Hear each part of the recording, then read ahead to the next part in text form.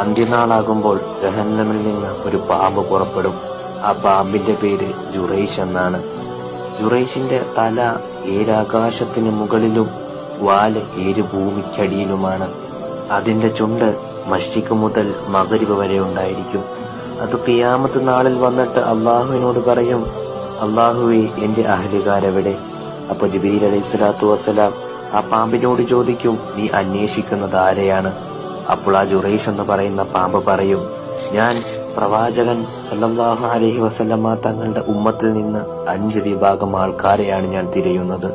ജിബ്രീൽ അലൈഹിസ്സലാത്തു വസ്സലാം ജുറൈഷിനോട് ചോദിക്കും, അത് ആരൊക്കെയാണ്? അപ്പോൾ ജുറൈഷിന്റെ മറുപടി, ഒന്നാമതായി നമസ്കാരം ഉപേക്ഷിച്ചവരാണ്, 2 സക്കാത്ത് തടഞ്ഞവർ, 3 മദ്യപാനികൾ, 4 മാതാപിതാക്കളെ ഉപദ്രവിച്ചവർ, 5 ദുന്യവിയായ കാര്യം പള്ളിയിൽ